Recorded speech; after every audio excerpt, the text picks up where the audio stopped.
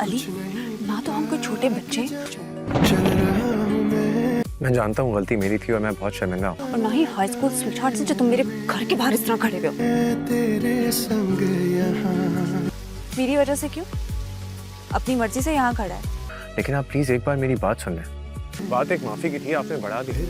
अगर उसी वक्त कर देती तो कब का चला जाता। तुम्हें किसी ने भी ये हक नहीं दिया कि तुम मुझसे इस तरह बात करो। अली, जो तुमने हरकत सुबह की है ना, शायद तुम्हें उस चीज की माफी मिल जाए। तुम पागल तो नहीं हो? दिमाग खराब है तुम्हारा? कोई छोटा बच्चा नहीं है क्या? मेरे माँ बाप ने आज तक मुझसे इस तरह बात नहीं की। तुम कौन होते हो? लेकिन अभी जो तुम कर रहे हो ना, मैं इसके लिए तुम्हें कभी माफ नहीं करूंगी। मैं ऐसे तो यहाँ से कभी भी नहीं जाऊंगा। मौसम खराब हो रहा है, बारिश होने वाली, अब यहाँ से हिलना मत, यहीं खड़े रहना, भीगना मत। इसको कुछ हो गया मेरी वजह से तो। अली खान पूरी रात बारिश में मीराल के घर के बाहर खड़ा रहता है ताकि वो उससे माफी मांग सके। आखिरकार मीराल उसे माफ कर देती है और अली फौरन उसे शादी के लिए प्रपोज कर देता है। मीराल के वालिदैन ये सब सुन लेते हैं और अली से कहते हैं कि पहले खुद को साबित करो।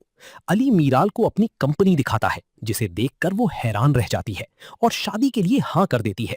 लेकिन दूसरी तरफ आलिया ये सब बर्दाश्त नहीं कर पाती और अपने आदमियों से मीराल को अगवा करवा देती है। जब अली को हकीकत का पता चलता है तो वो दुश्मनों के ठिकाने पर पहुंचकर मीराल को बचा लेता है। इसी दौरान एक खतरनाक राज सामने आता है कि अली के वालिदैन की मौत एक साजिश थी।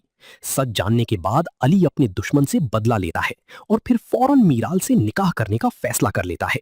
निकाह के दौरान ही आलिया वहां पहुंच जाती है और गुस्से में आकर दोनों पर गोली चला देती है।